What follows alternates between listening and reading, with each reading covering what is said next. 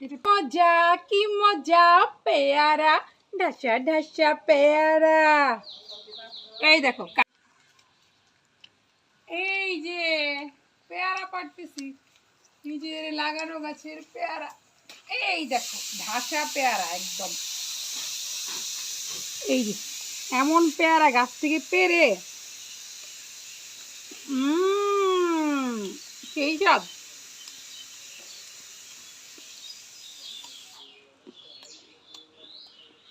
নাও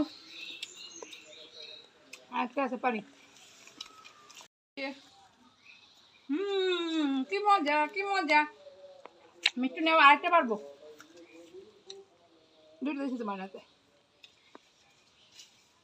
ওই ডালটা পারি নামাই।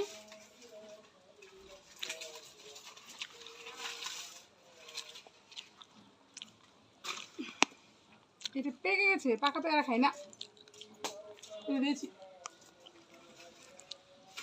বেজে পারলাম। কি মজা কি মজা পেয়ারা ঢাসা ঢাসা পেয়ারা। এই দেখো কাঠবিড়ালি পেয়ারা তুমি খাও, গুড়মুড়ি খাও, দুধ ভাত খাও, বাতাবি লেবু লাও।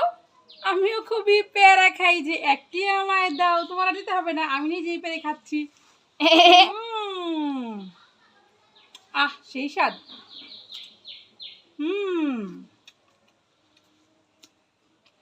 কেমন?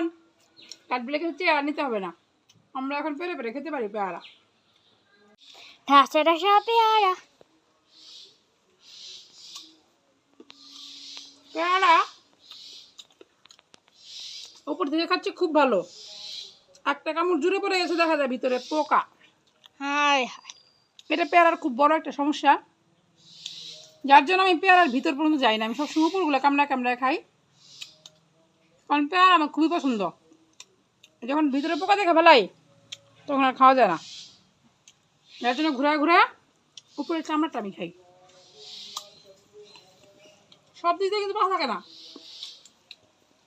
এইটা কিন্তু ভালো, এই সেটটা ভালো, এই সেটটা পোকা ধরতেছে, যার জন্য আমি এই সেটটা ঘুরা উপরে সবটা খাওয়া পর ফেলা দিই। এখন এই পোকার মানে পেয়ারার সিস্টেমগুলো এরকম হয়ে গেছে বাড়ির, যখনই পেয়ারাগুলো বাড়তি হয়ে যায়, পাকার সময় হয়ে যায় খাওয়ার, তখনই এরকম পোকা হয়ে যায়। আর যখন এরকম থাকা পারা হয় তখন আর পোকা হয় না, একটু যখন আবরণ হয়ে যায় পাকার, তখনই পেয়ারার ভিতরে পোকা হয়ে যায়। এই সেটা দেখলে কেউ বলবে পোকা। কি মজা কি মজা।